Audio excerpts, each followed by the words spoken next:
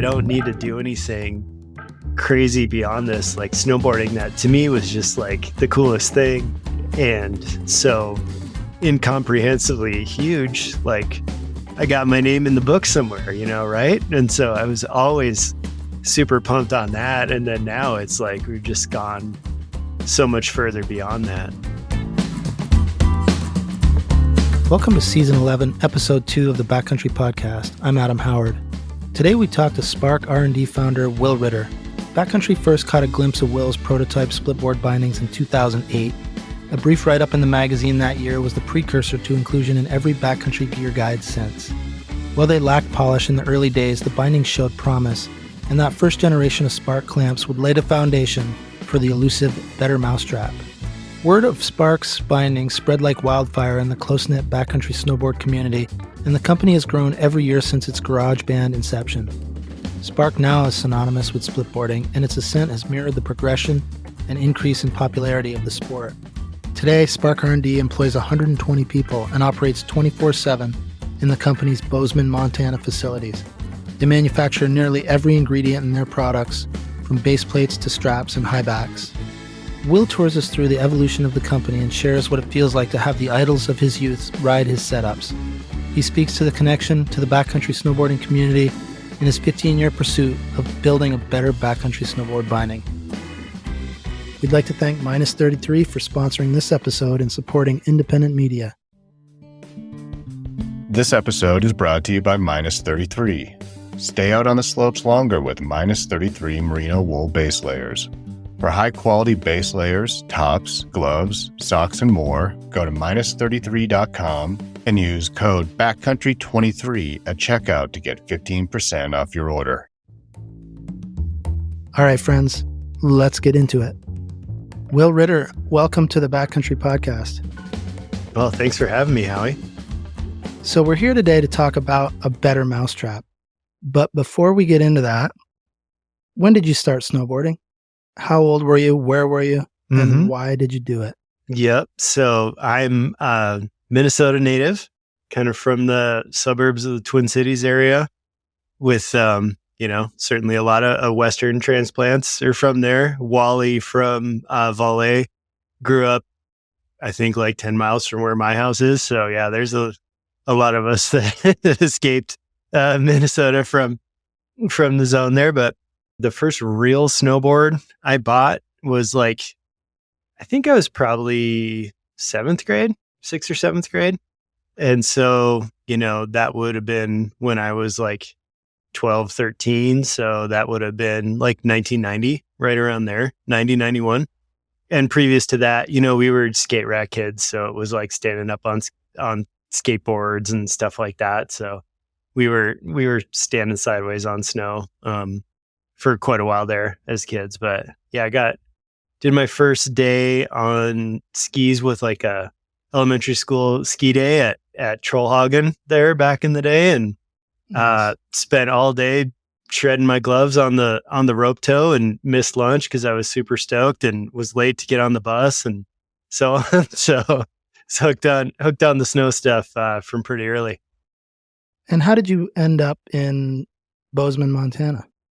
So I had been, snowboarding really hard through high school, riding a lot of park and, bonking trash cans and all that good stuff back in the day. And then started college in Minnesota still and was still, riding park and it's the scene there for night riding is really good, but certainly something was missing from just not taking that next step outside of, when I went to college. I was 8-9 miles from my parents' house and just felt kind of stagnant, whatever. And so anyway, I was reading an article in a snowboard magazine. It was good places to snowboard and go to college too, kind of in that order.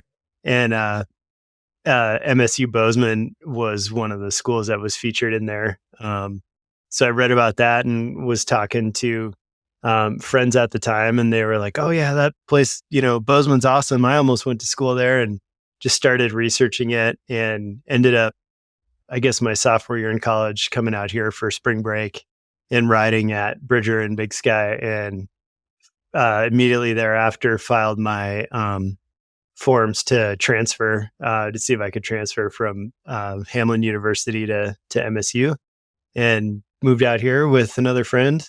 And yeah, that was the start back in '98. So even before the turn of the century, I've been out here. And you studied engineering I at did. Montana Yeah, State. I had started an undergrad in physics and then finished that, and then went and got a master's in mechanical engineering afterwards, all at MSU there. So did you know at the time that you were interested in applying those skills to your mountain passion? It wasn't until really the getting into the backcountry and splitboarding part of things that I started thinking about it. I take that back. I guess when I had my first real job out of school, and I had applied at, for a couple of jobs at that same time with Burton had some research positions open and stuff, but I wasn't really looking to leave the area. I was working at a product design company. And so I was working on other people's ideas all day long, and then got my first day on the splitty after way too much snowshoeing. And I was like, oh, I can see the void, there's this binding that should exist, and for some reason it doesn't yet. And I actually had the skills and even, a paycheck to actually try and develop something. So that was kind of where it started then, 17 years ago now, which is hard to believe. So we've worked together over the years, reviewing your products. And I was talking to Mike Horn, who's both producing this episode and was also our managing editor and is a splitboarder, a snowboarder. And he really helped us elevate our game in the sideways kind of application of the sport. And we were going back to okay, so Spark R&D was founded in 2006. When did we first see a binding in the office? When did we first test it? And so today I was poring over old gear guides, and I came across what I think is the first instance of a mention of Spark R&D in backcountry. And I want to read it to you. It's not a review. It's just it's essentially a little sidebar and a gear review. It's called The Next Generation. Spark R&D is producing prototype splitboard bindings that work with Vole's plate and puck system. Engineer and owner Will Ritter devised a system where the slider track is integrated into the custom-made baseplate, and he uses bent metals, highbacks, and straps to keep the weight down and moving parts at a minimum. Ritter says his system will cut close to a pound from the conventional strap binding / Vole interface, while bringing baseplate height down to that of a conventional binding. And then we give your website. And I believe it was the next year. That would have been in 2008 or the winter 7-8 that we got on the thing. Yep. So you started in 06. It took you, 18 months of prototyping to get something that you were ready to share with the world, something like that? Yeah. Well, and I was just laughing because Mike was very kind to me. And I think we had maybe met on splitboard.com or something back then, or I was kind of showing pictures of what I was, getting off the drawing board there. And for that article, he was like, hey, send me some pictures, and I had my prototype binding. I think I have a base plate in the office here somewhere, but it was spray painted. And then I'd grabbed the stick-on letters from, the craft store. So I had stuck on Spark R&D on there. And then in my, workspace, I didn't have a backdrop or anything. So I put them, on a green tarp and took some pictures and sent them to Mike. And he was like, I'm going to advise you that we're not going to publish these pictures. I don't think it would be in your interest, but we'll we'll do a little blurb, or something like that. So anyway, the next year we had something that was photogenic enough to be featured in your fine publication there. So yeah, we got in touch, very early on from the early days back then. But so when you talk about the we in this equation, who was the we, and how did you build this thing? Did you have seed money, or were you just nights and weekends? How did this come together at first? Yeah, nights and weekends, and funded by Visa and MasterCard, and my little bit of savings that I had, and so on. So I was again at the product design company I was working at. We were making prototypes, all sorts of different stuff, scientific equipment, onto like consumer goods. And so I got to know like a local sheet metal shop, a couple of machine shops in town where people would get things powder coated, anodized, all that sort of stuff. So that helped me really connect the dots between kind of like the school part where it's all, kind of theoretical and you might know some processes for getting stuff made to like, okay, here's the actual person to like send your CAD file to and they will produce a part for you and so on. So I was able to get started in town here with a sheet metal shop and a machine shop. But, pretty early on in the process, I was like, man, I got to buy some of my own equipment because I think I spent, $1,200 on parts getting like the first or second set of bindings made. And I was like, I'm going to go broke real fast developing this if I can't make my own parts. So that helped me, get motivated on buying our first little milling machine and some other stuff for starters. So yeah, it just got started that way. And then, I worked at the product design company for 2 years and then jumped off as like an independent contractor. And so the Spark R&D part, like the first checks to Spark R&D were all for like engineering consulting work that I was doing for various companies around town here. So I had that as a, way to get money in the door and help kind of propel the business without it all being on, the bindings side of things. So, most of that initial, the first couple years was all funded by engineering projects that I was doing. And then, I could work on the bindings too as part of that, but I at least already had like a company set up and a couple bucks coming through the door. So I didn't have to just make zero money for 3 years and never mind the development budget and all that stuff. So yeah, it's definitely like a bootstrapped kind of thing. When did you have your first employee? Like how far into the game? Probably like year 2 or 3. I was able to do most everything myself. And, but yeah, then at a certain point, once it was like kind of time to look at production runs, it was like, all right, I can't build 100 pairs of these things by myself. I need some help. So yeah, I just had some, some of my touring buddies come down and lend a hand and get paid, cash or PBRs or whatever for starters. And then eventually figured out that, how to actually do like bookkeeping and payroll and withholding and all that kind of stuff. So, right. Yeah. So fast forward to today, how many employees do you have? We're at 120, which is mental.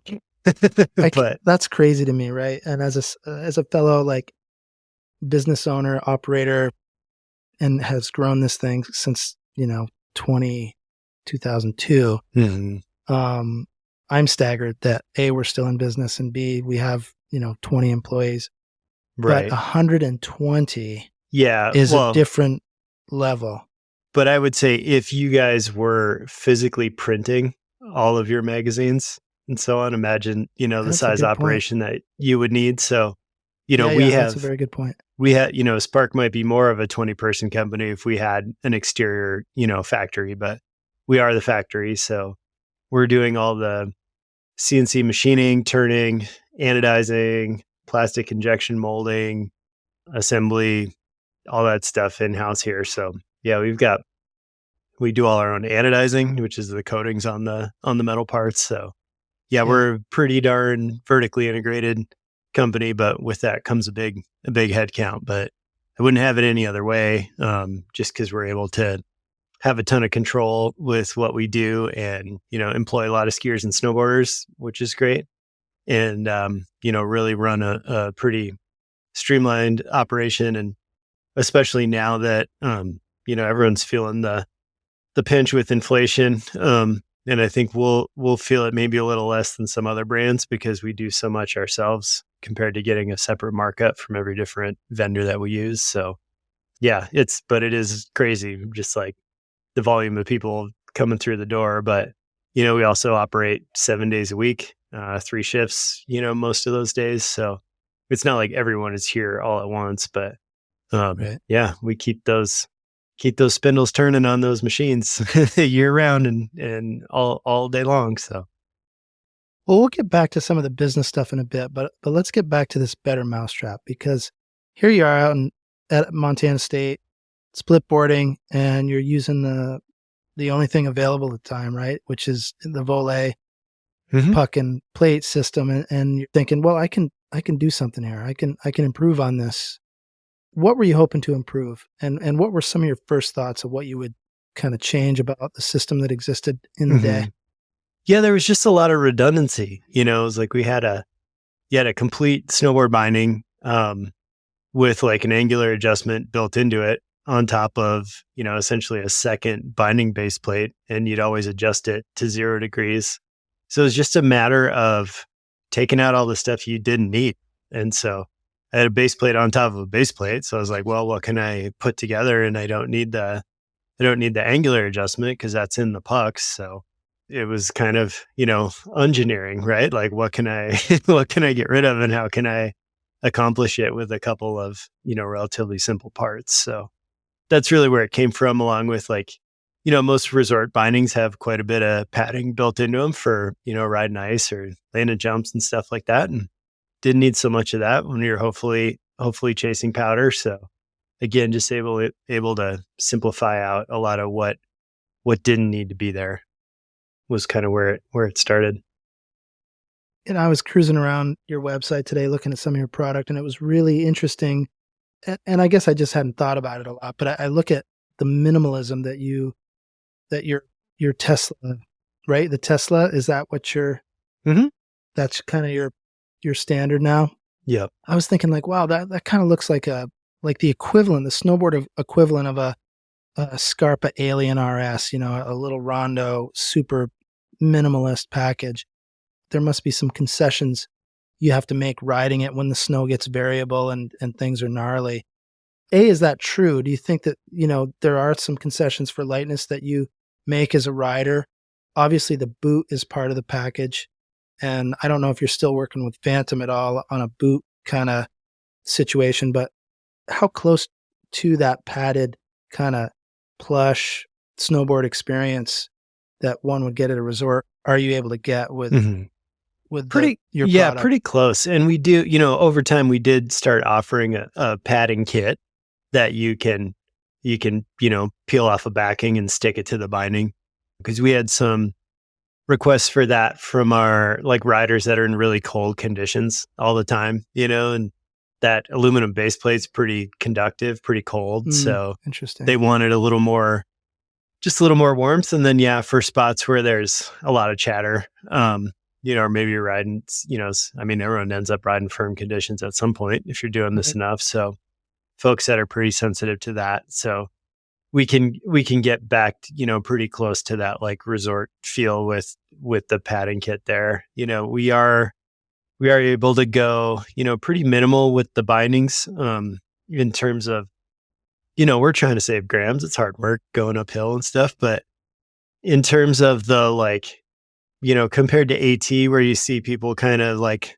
throttle how aggressive they are because they're on their really light, setup and so on. Like we don't see that as much on the split side. I think due to the simplicity of, how the interface works, as well as like having both legs on one thing, like it's pretty bomber. We don't see a lot of exploded stuff where I think a lot of folks that have, kind of made the concession with their, with the AT or like the Skimo race rigs, it's like, this isn't your training boot. Like this is your race boot. Don't use it to train because you're going to wear it out real fast. Like that's not where we're at with our stuff. It's pretty darn full on. So a lot of it is just that, due to the simplicity, we don't need a ton of structure there, to kind of replicate the feel that you might have where, if you're looking at an alpine ski rig where you've got several different modes of release on the bindings plus the AFDs and stuff like that, you just end up with a lot of stuff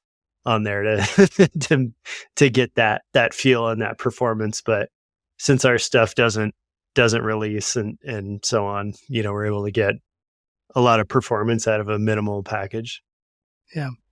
When you started, how far did you think splitboarding would go, we had a splitboard or a backcountry snowboard magazine for a while called Chronicle. I know. I was going to say, can this be like the Chronicle cast since I'm a knuckle dragger, And we were, I think we were a tiny bit ahead of the game, but it was like so many splitboards came out and the market kind of went a little flat, or it seemed to us. And at that time, this was maybe around 2011, 12, I thought like, okay, we've reached peak splitboard. Yeah. And of course, at the same time, snowboarding on the aggregate is declining, at least in comparison to skier days and all that, the resort side of things. So the numbers are kind of challenging. Were you at that time thinking like, okay, this is as far as we're going to go with this product set, or were you still thinking there was room to grow? Yeah, there was always room to grow on our side. I mean, I think I had, it was like first year was 100 bindings, then it was 200, then it was 400. And I think we had like back-to-back years where we sold 400 bindings. We were kind of like, oh, what's up with that? But that was also kind of when we were making the transition from the early days of direct only to retail. And then as soon as we got on the retail train, it's just been growth every year since then.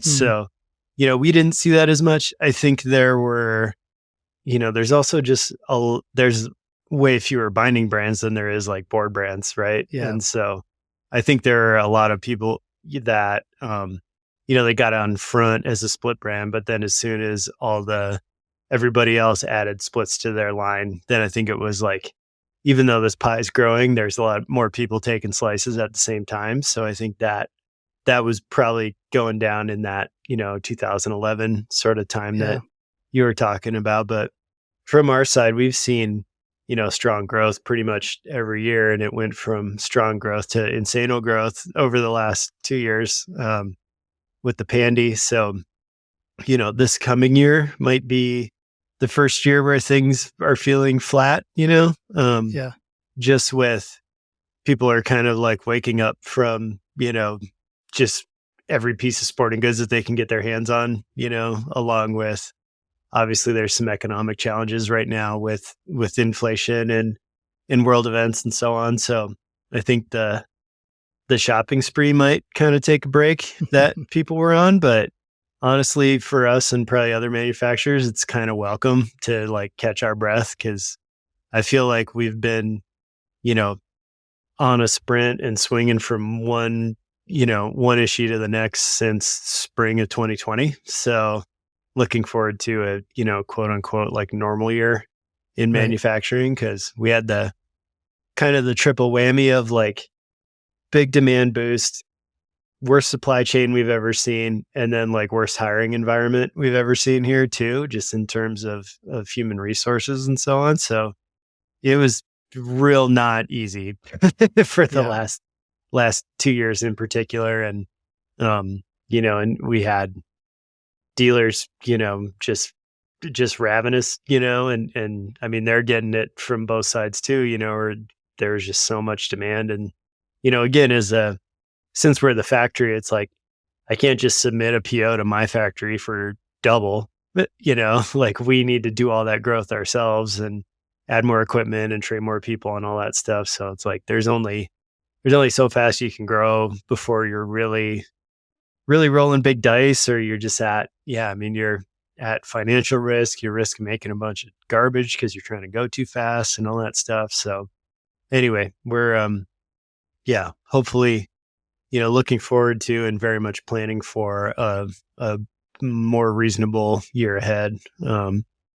And looking forward to kind of catching up after, that's kind of the joke has been, that it's been the 2019/2023 production season. Like it has just been continuous from one end to another. It's like I've got a dead CNC machine that's just been sitting on the floor for 6 months waiting for the other work around it to stop so we can like move some things out of the way and get it out of there. But we've just had to just go and go. So our guys are finally getting to catch their breath and rearrange things and, kind of work on the business, not just in the business that they've been doing for a couple of years. So yeah, it's good. We're getting set up well.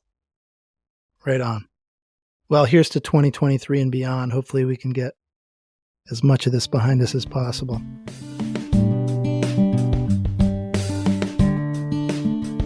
A couple things about your company that are very interesting to me. And one is you're made in America.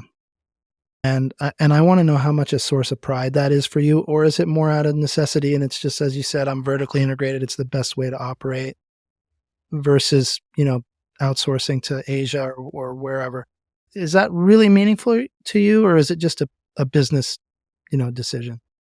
It's definitely both, and there's, we're certainly proud of what we've built. And, it's like last year I had to buy another building because we were running out of room, it's been very investment heavy over the years, but it pays off, very quickly. Or it's like, I remember how much it cost to have other people, at least stateside, make our stuff back in the day. So that pays off. But then it's like, yeah, man, there's other days that really sucks to own a factory. It's like people are texting me on a Saturday that there's, the plumbing's leaking and wherever, and, this froze, and all the different things that come along with owning a factory and having a big headcount underneath you. I think there's certainly something to be said for the more conventional model.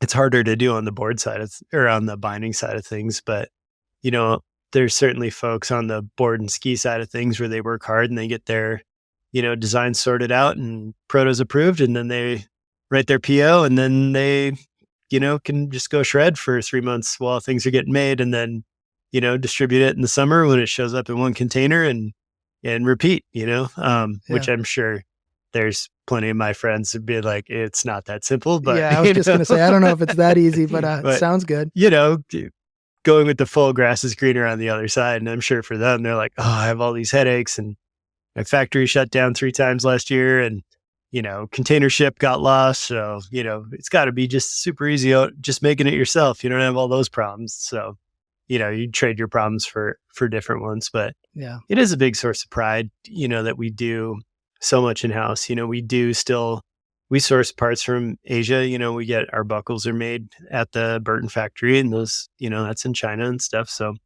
we do a bit of sourcing there, but, beyond the buckles and some of the screws, everything else we make here, we're injecting the highbacks and the straps and doing all the printing, decoration, and so on and so forth. So I feel really good about it because we get to have our hands on everything and, hopefully keep a much better eye on it because we snowboard and know what we're looking for with the shoes, as well as when you buy one of our products, you are, you're paying someone like you who's passionate about living in a mountain town and probably passionate about snowboarding, and just helping people here make a living. So, that's great. And we certainly have people that work for us that are just so pumped that they found a way to make a buck in snow business. Cause as that's not the easiest thing to do. And, especially we have employees that buy houses, get married, have kids. They're like, oh, this is real stuff, right? Yeah, this is a real business, grown-up things going on. It's not just, some fun clubhouse thing or whatever. It hasn't been forever. So yeah, it's great to do that. I wouldn't have it any other way. And I feel super lucky that we're in a sector where we can even do that. Cause I know we have plenty of friends on the board side of things or in soft goods or whatever, where it's just a non-starter to even try and do it in the US, where there's the economics just don't work out at all. So, yeah, luckily for us, we can do it here. So I'm really psyched that we can. I'm much happier spending too much time in my office and factory. I'd rather be doing that than too much time in airport lounges, going to, Asia 4 times a year to make sure things look good and so on. So I know plenty of people who do that. So yeah. Anyway. So another, I think, interesting thing is you guys started out direct to consumer when you were young, and then you kind of shifted that model to supporting retail. Yep. That's your bread and butter. You support them first. You do have some online sales, right? Direct to consumer, but you believe in retail, and is that a fundamental belief, or is that like look, if you're a ski tour or a splitboarder, you need to have a retailer that knows their stuff and can help you out and do all these things. How do you look at that whole situation? Sure. Yeah. I mean, the direct only portion was really only like the first year or two there, but I was pretty surprised to find out that, I don't know that I was really making any money on the first findings I was selling anyway. And then talked to my retailer friends and they're like, yeah, we need, 40% margin. And I was just like, what? Like, how am I going to make a profit at that kind of discount? But it's something over time that we're able to do, like all the other hard goods brands out there. So yeah, I really found, at least at the time in our experience, like I kind of mentioned, sort of like capping out with direct sales at a certain point and then getting into selling to retailers. And that's when we just saw things take off like a rocket. So at that time, if you wanted to move volume, there was no other way to do it. And we it was great because it was like, we were, we caught the wave at the right time and splitboarding was really new. And so, there were the diehards, the Mike Horns out there who would write a check to some random in Montana and wait for these things to show up. But, for a lot of people, it's like, something might look okay on the web, but they really want to see it in person, like is the quality there, is it going to show up all scratched up and not be as cool, whatever. So yeah, the retailers really helped us build the brand because, I'm sure people are like, what's a Spark R&D? Like, doesn't Burton or somebody make something, whatever. So yeah, it really helped us build the brand. And then, since then, I mean, it's been the vast majority of everything we've sold has been through retail. Mostly because again, they're the ones that, kind of stick their necks out first and commit to orders in the springtime. And so that also helps us gauge like what does demand look like for next year, and so on. So it's a good partnership that way and helps us get moving. And then, yeah, we do a sprinkling of direct sales. It's kind of looking like this might be the first spring that we actually have like a little bit of inventory for that, for the last couple of years, like absolutely everything we made was gobbled up by the retail side of demand, to the point where, things ran late last year and we had retailers still taking orders in like March and April, which is unheard of in snow sports. Usually it's like, if it's not there by Christmas, never mind, kind of thing. So it was really pretty massive. So, we're very happy with doing the vast majority of our stuff with retailers. And that's our model going forward, and we are going to, trade shows in domestic and in Europe in the coming weeks here to again, go meet up with our retail buddies that we haven't seen in a couple of years in person. So looking forward to some high fives and, getting reacquainted with people. And yeah, I mean, it was nice to not have to travel the last couple seasons, but certainly felt kind of more disconnected from everybody. And,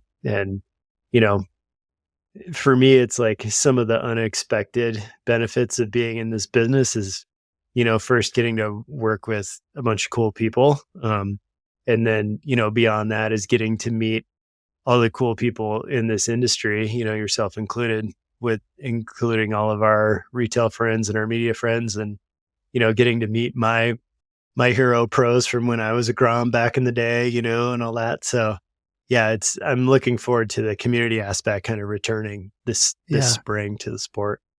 Yeah. And that's the tough one to figure out. We were talking about this before we started recording, and the trade shows and all these industry gatherings have really changed. And the stuff that was happening anyway was really accelerated by COVID. And I think we all look forward to a way to reconnect. But let's take it outside of the business world. I don't want to get too insidery on this. When do you get to ride? Where do you ride? Mm-hmm. And who do you ride with? Sure. And do you ride enough? Not lately, but that changes on the horizon, thankfully. Mostly this season, I've been riding with the fam at Bridger Bowl here when it's time with the kid. My kids are 8 and 10. And so Nice. still mostly on resort with them, but we've been having a really good time with that. And then, like most parents, it's like I'll get, last weekend I was lucky enough to get like a 4-hour slot for some dad time. So, thankfully Bridger has some really nice side country. There's a gate to go through. So can kind of have it all where I'm, rad dad in the morning with like gummy bears in my pockets and stuff like that. And then in the afternoon, I'm skinning out and shredding some pow. So yeah, it's been, the last couple of seasons has definitely been a lot more work and a bit less shredding, but thankfully that corner's kind of turning up here. But we're super lucky here in the Bozeman area. There's a lot of great backcountry right around. Don't tell your friends it's terrible here, move somewhere else. But I don't really have to say that anymore because the real estate prices take care of that for the most part. No kidding. But yeah, we're lucky where the factory is. It's like 15 miles to Bridger Bowl.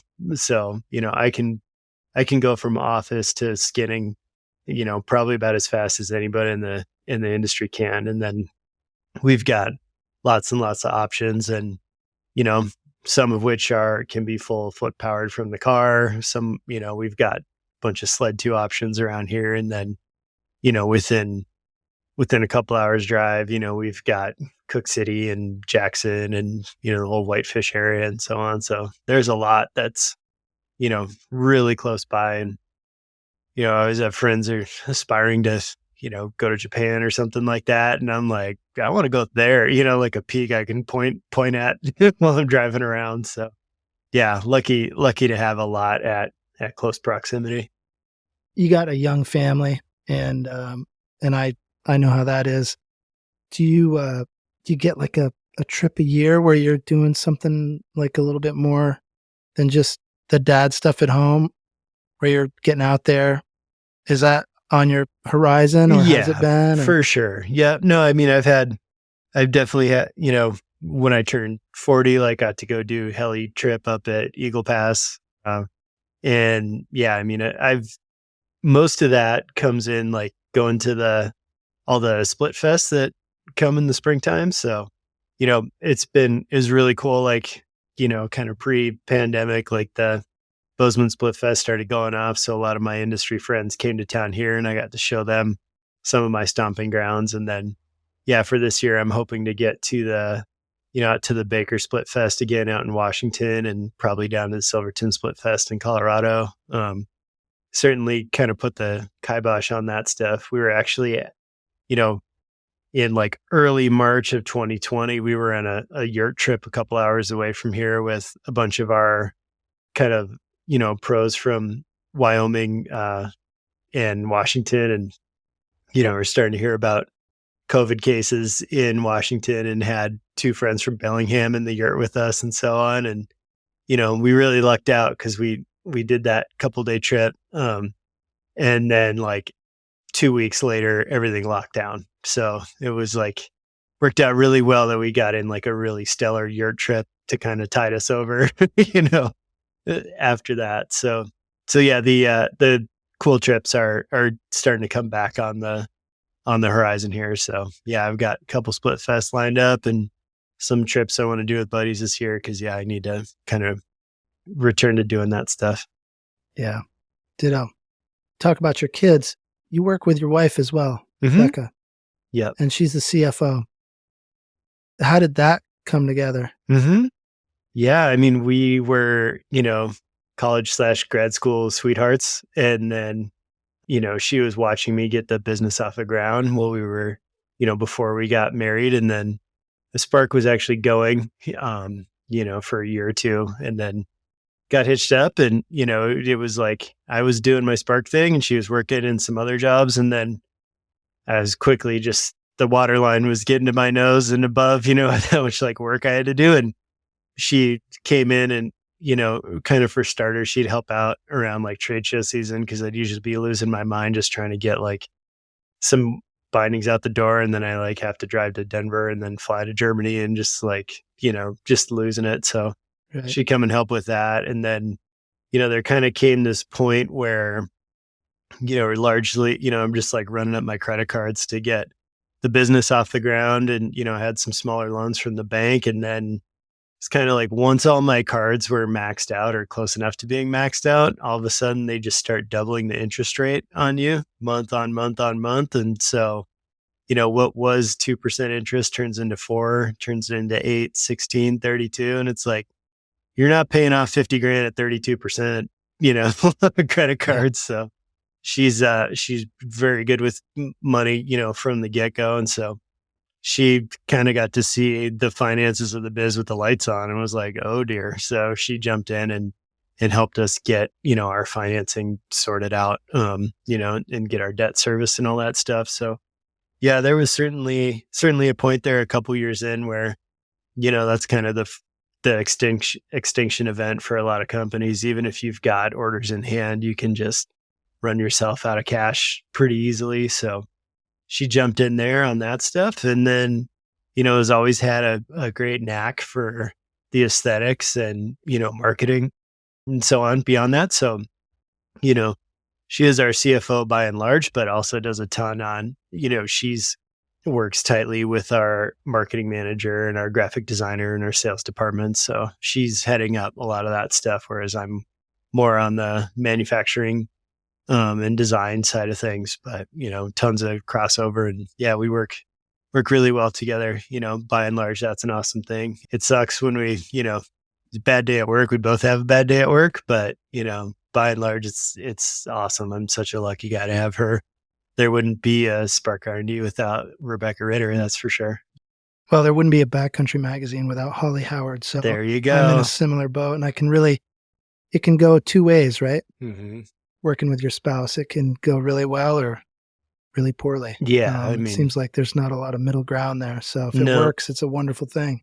Yeah. And it's great. We're just partners in every sense of the word, but it's also like, we still like each other, like when we get to, every once in a while it works out and like, their kids can hang out with their grandparents and like, oh, let's sneak out and go splitboarding together, and just get to go ride with her. And it's great. So yeah, it's awesome. It's amazing how rare that is though, right? Isn't it funny?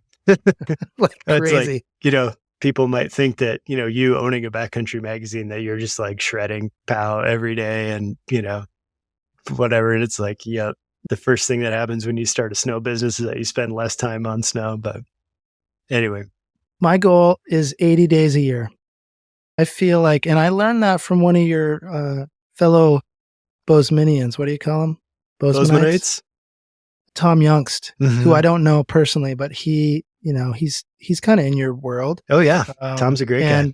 And I don't know if it was in a movie or what, but he's like, if you got a job, if you got a real career, 80 days is it's really good. Mm-hmm. And this is, back in the, I don't know, 90s probably when I heard that. But right. I'm like, that sounds good. Cause I've been a snow pro, working 100 days on the hill, and that's pretty dang taxing too. Yeah. But 80 days, that's not full days, obviously. That's dad days. It's whatever I get the you skis can get, on my right? feet. That's a day. Yeah. Right on. So what's next? Mm-hmm. What's next for Spark R&D and for splitboarding in general? Where is the sport going from here? It seems like, again, that mousetrap's pretty darn good right now. Mm-hmm. How's it going to get better? Right. Where's it going from here?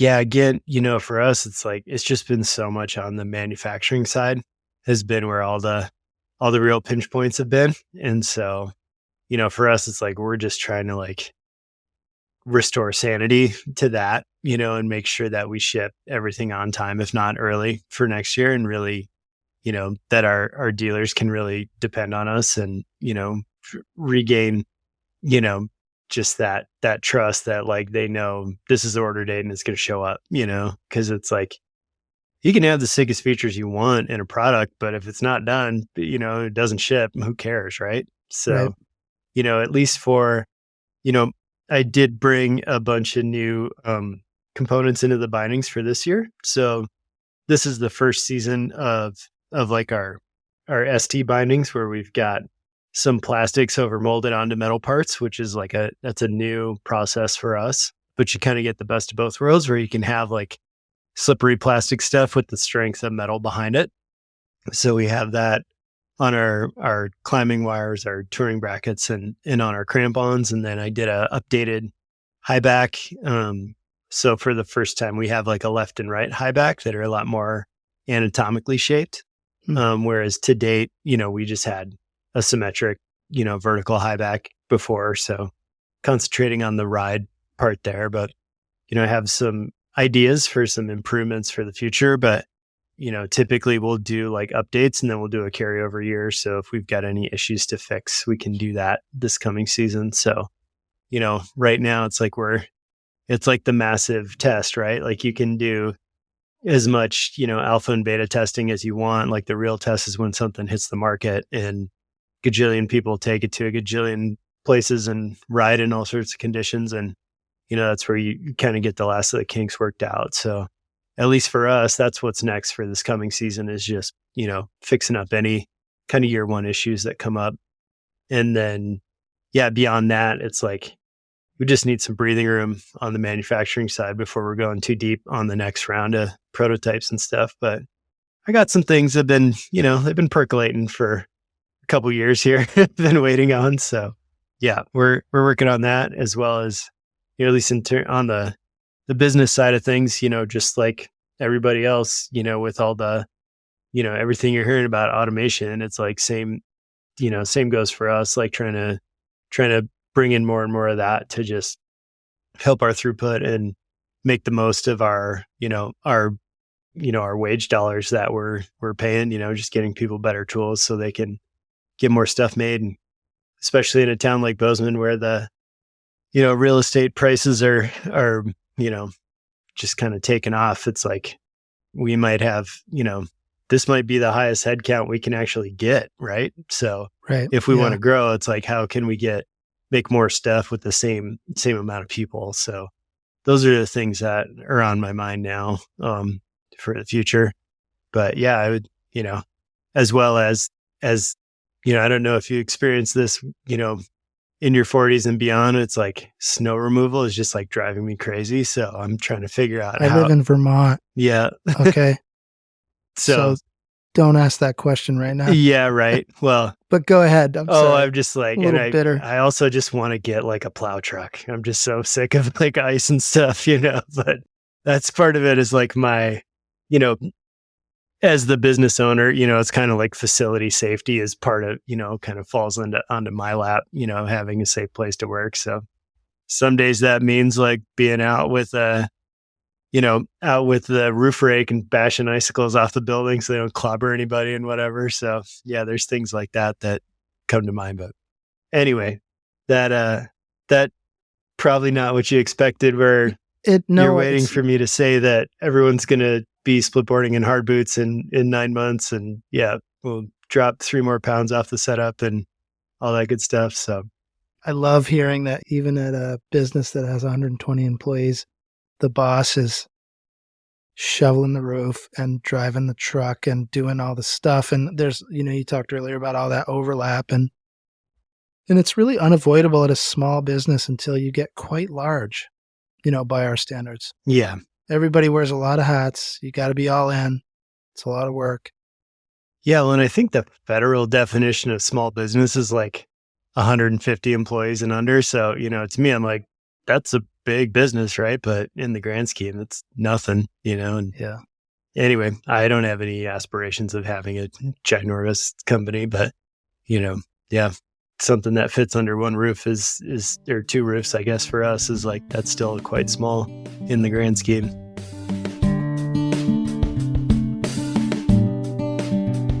So you travel around, you go to these, now we're talking about festivals, not trade shows. And certainly you've done all of the above now for 15 plus years. What's it like when you show up at some of these split fests? I mean, you're obviously a leader in this community. How does that feel? And what are some of your takeaways from just being such an important part of this community as you've watched it mature? It's like almost like one of your children, maybe. Sure. Yeah. I mean, I enjoyed your guys' show that you did with Nick Russell, just a couple weeks ago there, at least published it. And, Nick was kind of talking about kind of the generations of splitboarders that have come along, whether they're, industry, athletes or mathletes in my case or whatever. And, it's been cool because, you'd mentioned how lucky it is that it's like everyone, provided they haven't met an untimely end, like everybody's still here, like everybody's around. It's very cool to be at the dawning of a sport and watch it go, and from, kind of 0 to 60. And then what you thought was 60, kind of what Nick was saying, he thought was 0. And then that's 60, beyond that, whatever. So it's been cool to have that whole kind of that panoramic view of things. And I was certainly, I was kind of like second, I would say like kind of second generation in splitboarding, because there's some very early stuff, there's some nitro / Fritchie splitboard stuff from like 1988. I think that's kind of the earliest patent I've seen. And, I was 10 years old and on a sled on a hill named Green Booger at the time. So I was certainly not, not a pioneer in splitboarding in 88, but, kind of came along at the right time to, catch that wave. Certainly stood on the shoulders of the guys that are, 10 and 15 years older than me. And so, yeah, it's been very cool, and I think, it's kind of funny now in hindsight, but I can remember, 7 or 8 years ago, just like, a couple steins deep at a trade show in Germany, just saying to, Becca and our sales manager at the time, just like, I've made my mark. Like, I don't need to do anything crazy beyond this. Like snowboarding, that to me was just like the coolest thing. And so incomprehensibly huge, like I got my name in the book somewhere, right? And so I was always super pumped on that. And then now it's like, we've just gone so much further beyond that. So I have a lot of satisfaction from the business. And then, being married and having and children and all that stuff, like I'm real good on the like purpose side of things, so I'm really grateful for that and feel lucky all the time, even when the leaks are coming through the ceiling and the sheetrock's falling down and the power's out and whatever else, goes on. It's pretty easy to stay humble in this side of the, side of things. So it means a ton, and it's great too. It's like we've had, these friendships that, go back the length of the business, and it's like, even with these, like talking about these trade show events and seeing friends or, going to Split Fest or whatever, it's like people they don't necessarily want to like nerd out super deep on some, super micro change to the bindings or whatever. They're just like, how are you? I've known you forever.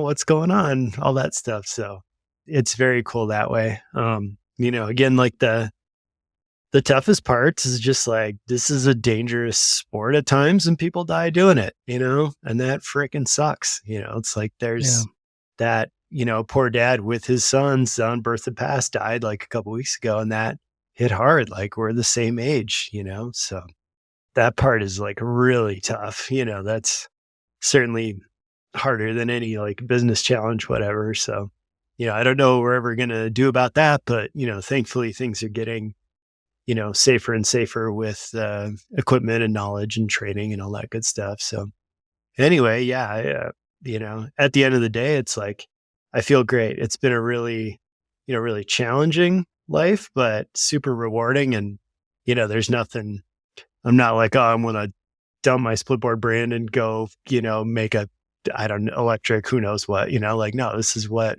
I'm doing. I'm unemployable at this point, having done my own thing for so long. I imagine you might feel the same way. So, it's like, this is what I'm doing. And, it feels, I just feel at home with, our customers and the people we work with. We're all cut from the same cloth, so I get to hang out with people I like and nerd out about, my favorite hobby and all that jazz. So I feel super lucky. Well, I feel super lucky to have you on the show today, and I really appreciate your time, and I look forward to making some turns with you this winter, There you go. if at all possible. Thanks, Will. Thanks a lot, Howie. It's great to be on. Appreciate it. Thank you for listening and subscribing to the Backcountry Podcast and for supporting independent media. This episode was brought to you by Minus 33. Stay comfortable on the slopes for longer with merino wool. Go to minus33.com, that's minus33.com, and use the code Backcountry23 at checkout for 15% off today. The Backcountry Podcast is produced by Backcountry Magazine, an imprint of Height of Land Publications in Jeffersonville, Vermont. Backcountry's small but mighty staff works hard to bring you stories that are beautifully produced, thoughtfully edited, and thoroughly fact-checked. Betsy Monero is our editor-in-chief. Mike Horn is our podcast producer and engineer. Our music was composed by Alex Paul. Please consider supporting independent journalism by subscribing at backcountrymagazine.com. Use code PODCAST for 10% off your entire order. I'm Adam Howard. Thanks for listening. Until next time, we'll see you in the backcountry.